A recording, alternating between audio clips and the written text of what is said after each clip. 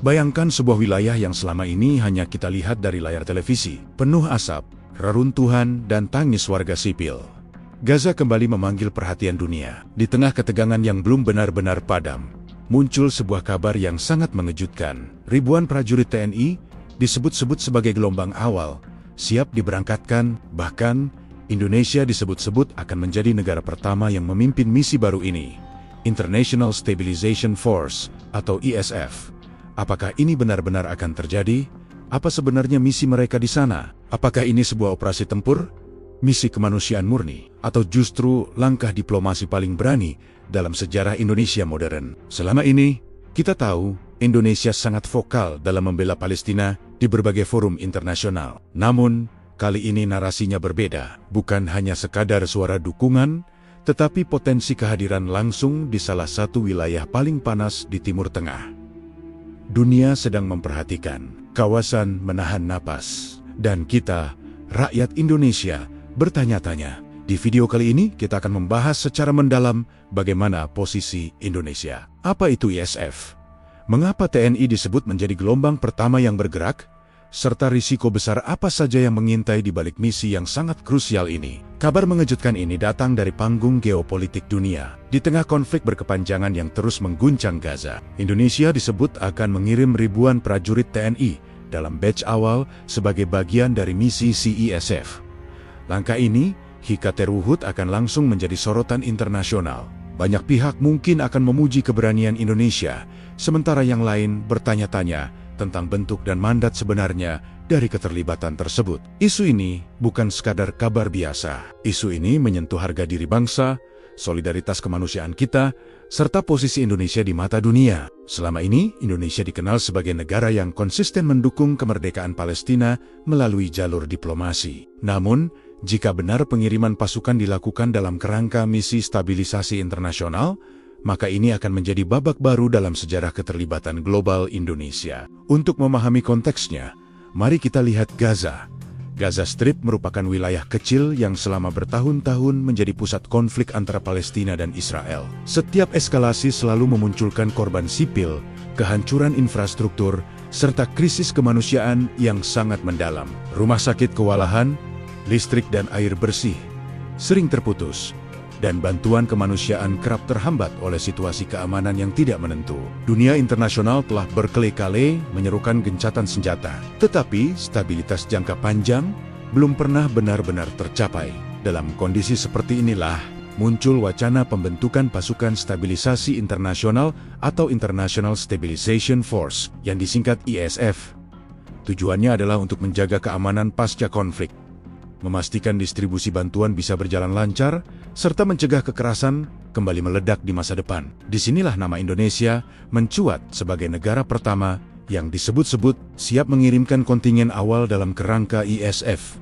Ribuan prajurit TNI disebut telah dipersiapkan sebagai gelombang awal yang akan diberangkatkan ke Gaza. Langkah ini, jika benar terlaksana, menunjukkan posisi Indonesia sebagai negara dengan komitmen kemanusiaan yang sangat kuat. Bukan hanya berbicara di forum-forum internasional, tetapi juga berani turun langsung untuk membantu menciptakan stabilitas. Namun, penting untuk kita pahami bersama bahwa setiap pengiriman pasukan ke luar negeri memerlukan dasar hukum yang sangat jelas. Indonesia selama ini selalu menempatkan prajuritnya dalam misi yang memiliki legitimasi internasional, terutama di bawah mandat Perserikatan Bangsa-Bangsa atau PBB. Ini adalah prinsip yang tidak bisa ditawar. Jadi, apakah misi ISF ini berada di bawah payung PBB? Ini adalah pertanyaan krusial yang harus dijawab secara transparan. Sebenarnya, Tentara Nasional Indonesia bukanlah pemain baru dalam misi-misi internasional. Melalui kontingen Garuda yang legendaris, Indonesia telah mengirim ribuan personel ke berbagai wilayah konflik di seluruh dunia di bawah mandat PBB. Salah satu misi paling dikenal adalah keterlibatan Indonesia dalam United Nations Interim Force in Lebanon atau UNIFIL. Di Lebanon, prajurit kita bertugas menjaga garis demarkasi yang sensitif, melakukan patroli rutin, serta yang terpenting, membangun hubungan yang sangat baik dengan masyarakat setempat. Kemampuan komunikasi sosial inilah yang menjadi salah satu keunggulan pasukan Garuda. Selain di Lebanon, TNI juga pernah bertugas di Kongo, Sudan Selatan, dan sejumlah wilayah lain yang membutuhkan stabilisasi keamanan. Pengalaman panjang ini membuat Indonesia dikenal sebagai salah satu kontributor pasukan penjaga perdamaian terbesar dan paling dihormati di dunia. Jadi, jika benar Indonesia menjadi negara pertama dalam ISF untuk Gaza, maka pengalaman berharga tersebut akan menjadi modal yang sangat penting. Lalu, mengapa Indonesia berani melangkah lebih jauh kali ini? Ada beberapa faktor yang mungkin membuat Indonesia dinilai siap untuk mengambil langkah besar ini. Pertama, tentu saja faktor historis dan moral. Dukungan Indonesia terhadap Palestina bukan sekadar isu politik luar negeri, melainkan bagian dari amanat konstitusi kita yang menolak segala bentuk penjajahan di atas dunia. Ini adalah panggilan jiwa bangsa. Kedua, kapasitas militer kita yang semakin profesional, modernisasi alutsista, peningkatan kualitas pelatihan, serta segudang pengalaman operasi di luar negeri menjadikan TNI memiliki kesiapan operasional yang sangat mumpuni untuk tugas-tugas kompleks seperti ini. Ketiga, peran diplomasi aktif Indonesia di berbagai forum internasional. Indonesia seringkali berperan sebagai jembatan komunikasi antara berbagai pihak yang bertikai, sebuah peran yang sangat dibutuhkan dalam situasi rumit seperti di Gaza. Namun, kita juga harus realistis. Meskipun terlihat sangat heroik, misi stabilisasi di Gaza bukan tanpa risiko. Situasi keamanan di lapangan sangatlah dinamis dan tidak bisa diprediksi. Ancaman serangan sporadis, ketegangan politik lokal, serta kompleksitas berbagai aktor bersenjata membuat setiap langkah harus diambil dengan sangat hati-hati. Prajurit yang dikirim bukan untuk berperang, melainkan untuk menjaga stabilitas dan melindungi warga sipil. Namun, dalam wilayah pasca konflik, garis antara peran sebagai penjaga perdamaian dan risiko terlibat dalam pertempuran bisa menjadi sangat tipis. Selain itu, dukungan logistik yang berkelanjutan, keamanan jalur suplai, serta koordinasi yang solid dengan berbagai pihak internasional menjadi tantangan tersendiri yang tidak boleh dianggap remeh.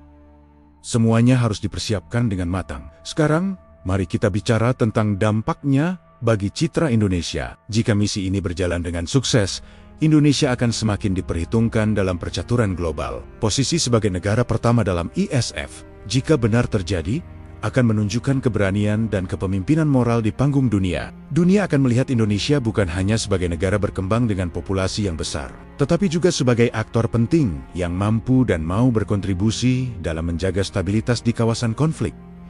Ini adalah sebuah lompatan besar. Di sisi lain, keputusan ini juga harus dikomunikasikan dengan sangat baik kepada masyarakat di dalam negeri. Publik harus memahami dengan jelas apa tujuan kemanusiaan di balik misi ini, dan apa mandat resmi yang mendasarinya. Untuk mendapatkan dukungan penuh dari seluruh rakyat Indonesia. Pada akhirnya semua ini adalah tentang harapan untuk rakyat Gaza. Bagi warga di sana yang telah hidup dalam ketakutan selama bertahun-tahun, kehadiran pasukan stabilisasi internasional diharapkan dapat membawa rasa aman yang selama ini mereka dambakan. Dengan adanya keamanan, distribusi bantuan bisa berjalan lebih lancar. Anak-anak mungkin bisa kembali bersekolah tanpa harus dibayangi oleh suara ledakan. Rumah sakit bisa beroperasi dengan lebih stabil untuk merawat yang sakit dan terluka. Peran pasukan seperti TNI dalam konteks ini bukan hanya soal menjaga keamanan fisik, tetapi juga membangun kembali kepercayaan dan menumbuhkan harapan di tengah keputusasaan. Isu ribuan prajurit TNI batch awal yang disebut akan dikirim ke Gaza dan posisi Indonesia sebagai negara pertama dalam ISF menandai sebuah babak baru yang potensial dalam perjalanan bangsa kita di panggung dunia. Ini adalah kisah tentang solidaritas, tentang keberanian, dan tentang tanggung jawab global. Namun, seperti setiap langkah besar dalam sejarah, ia membutuhkan kehati-hatian, transparansi, dan tentu saja dukungan dari seluruh rakyat. Apakah langkah ini akan menjadi tonggak emas bagi diplomasi dan peran militer Indonesia di dunia internasional? Atau justru akan memunculkan tantangan baru yang tidak terduga? Semua akan bergantung pada bagaimana misi ini direncanakan dan dijalankan. Sekarang giliran Anda. Menurut Anda, apakah keputusan Indonesia untuk menjadi negara pertama dalam ISF dan mengirim ribuan prajurit TNI ke Gaza adalah langkah berani yang tepat atau terlalu berisiko bagi bangsa kita? Tuliskan pendapat Anda di kolom komentar. Jika Anda ingin terus mengikuti pembahasan isu geopolitik, militer, dan peristiwa dunia dengan sudut pandang yang tajam dan penuh semangat nasionalisme, jangan lupa dukung channel ini dengan cara subscribe ke channel Radio Jampang sekarang juga. Aktifkan notifikasi agar Anda tidak ketinggalan pembahasan terbaru yang akan membuka wawasan Anda tentang dunia yang terus berubah ini. Terima kasih telah menonton.